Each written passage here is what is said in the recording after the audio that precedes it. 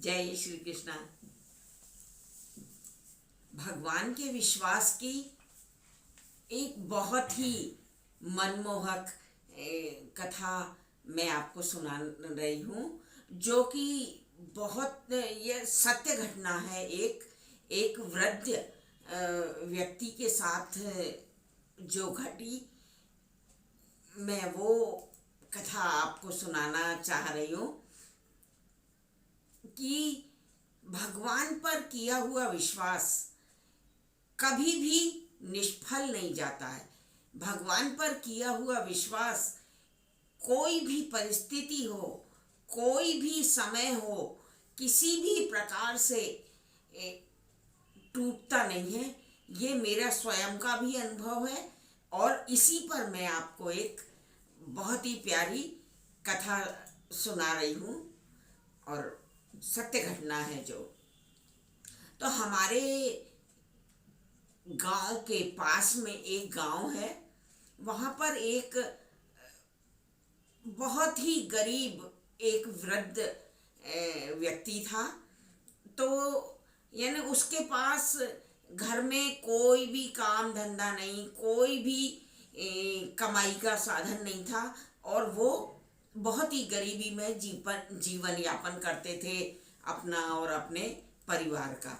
तो एक समय क्या हुआ कि वो बड़े दुखी बैठे हुए थे दादा। तो उनके पास एक व्यक्ति आया और उसने पूछा कि इतने उदास क्यों हो तुम। तो उन्होंने कहा कि ऐसी ऐसी प्रॉब्लम है मेरे साथ में, कोई कमाई का साधन नहीं है, कोई कुछ नहीं है। तो बोले कि अगर आपको पसंद आए तो मैं आपको एक योजना बताता हूँ, आप अगर चाहो तो कर लो वो। तो उन्होंने कहा कि भैया इससे अच्छा तो कोई बात ही नहीं है, आप मुझे बताओ, मैं ज़रूर करूँगा। तो उन्होंने कहा कि यहाँ से पास ही भोपाल पड़ता है और वहाँ मेरी बैंक में पहचान है, तो अगर तुम चाहो तो मैं तुम्हें वहाँ से लोन दिलवा सकता हूँ और तुम वो लोन लेकर तुम अपनी खेती बाड़ी ले सकते हो, अपना धंधा बिजनेस कुछ भी कर सकते हो। तो वो बुढ़ा दादा तैयार हो गया। अब दूसरे दिन वो लोग भोपाल गए और बैंक वालों से बात करी। तो उनके लोन का बोल दिया बैंक मैनेजर ने कि ठीक है, आपको लोन मिल जाएगा, और सारे कागज वगैरह तैयार किए। और तो वो बुढ़े दादा ने ये सोचा कि यहाँ पास में ही मेरे कोई पहचान के रहते हैं, मैं उनसे भी थोड़ा सा मिल लूँ।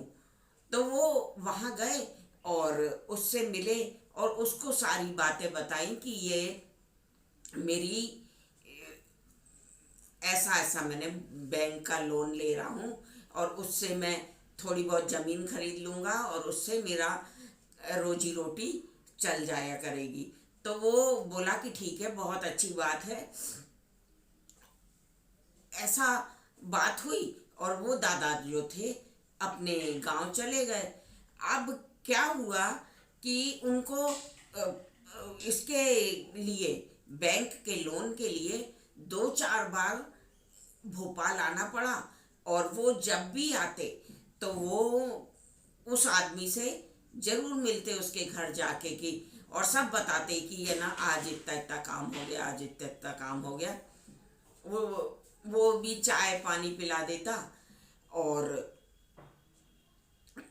बस ऐसा चलता रहा। और जब उसका लोन मिला तो वो 1 लाख रुपए अपनी ऐसी पन्नी में रखकर और उसके यहाँ गया और बोला कि आज मेरा काम हो गया है और आज मुझे ये पैसे मिल गए हैं और अब हमारी तुम्हारी राम राम। अब मेरा तो बहुत बहुत समय तक भोपाल आना होता नहीं है और अब मैं जा रहा हूँ। तो उसकी नीयत जो थी आदमी की खराब हो गई और वो बोलने लगा कि ये पैसे कहाँ लेके जा रहा है, ये पैसे मेरे को दे। तो वो बोले कि ये कैसी बात कर रहे हो भैया तुम, मैंने कितनी मेहनत करी है इस पैसे के लिए। बोले चाहे कुछ भी हो तू तो ये पैसा मैं ही लूँगा। तो वो जब मना करा वो दादा ने, तो उसने दो चार उसको सपाटे लगाए और बोले कि दे दे जल्दी से पैसे मेरे को। तो वो जब मना करने लगा तो अ, उसने चाकू निकाल लिया और बोले कि ये पैसे की थैली इधर रख और तू जा, नहीं तो मैं तेरे को ख़त्म कर दूंगा आज। अब वो दादा जो थे बहुत डर गए, बहुत डर गए और बस उसके पैरों में गिरने लगे, गिड़गिड़ाने लगे, भैया मेरा कोई साधन नहीं है कि मैं कमा खा सकूं, यही मेरी जीवन भर की समझ लो पूंजी है और मैं इससे ही कुछ करना चाह रहा था और तुम ये मत लो। तो बोल लगा कि नहीं, ये तो मैं ही रखूंगा पैसे। अब वो जो था बुड्ढा, वो राधा स्वामी का भक्त था। वो दादा राधा स्वामी को हमेशा रटते रहते थे। तो जब कोई उसे सहारा नहीं दिखा तब उन्होंने बस राधा स्वामी को पुकारना शुरू करा, हे राधा स्वामी मुझे बचाओ, आज मुझे बचा लो, मेरी ये मेरे को मार डालेगा। तो इस तरह वो बड़े जोर जोर से विलाप करने लगा। तो देखते क्या है कि दरवाजे का गेट खटखटाया।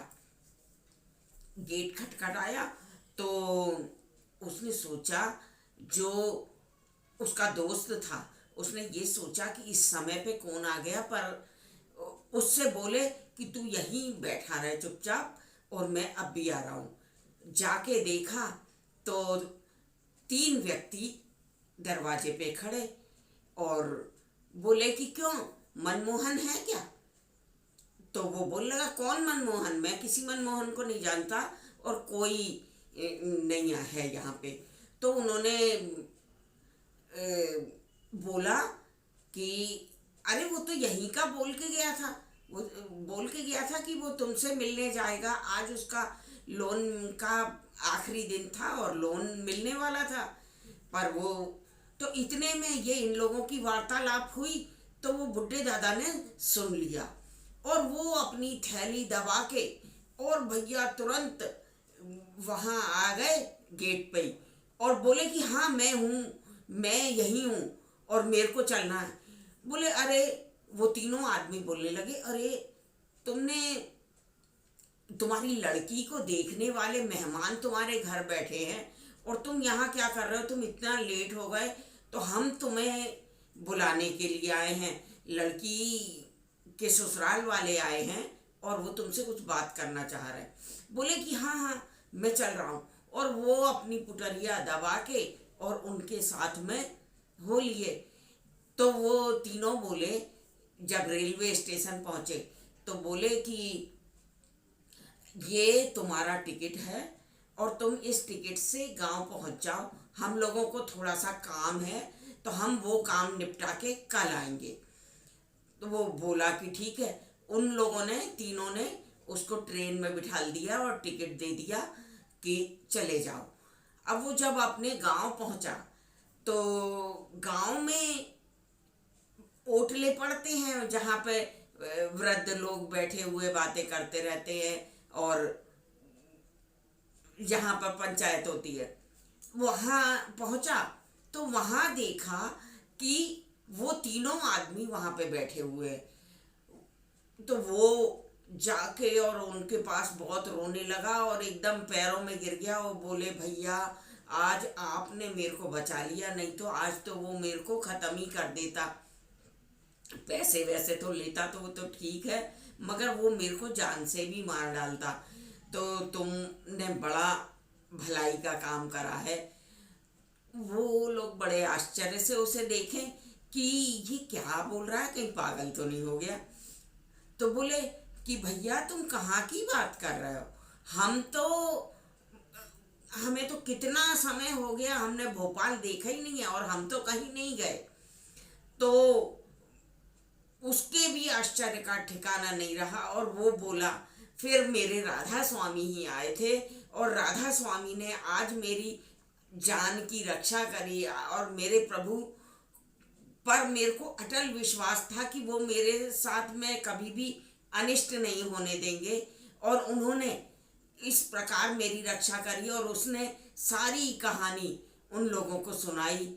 तो बोले वो लोग भी भक्त हो गए राधा स्वामी की और बोलने लगे कि वाह प्रभु तेरी महिमा अपरंपार है और कहाँ से कहाँ पहुंच जाते हैं अपने भक्त की रक्षा करने के लिए और अपने भक्त को संकटों से बचाने के लिए। तो बोलो बाके बिहारी लाल की जय। राधे कृष्णा।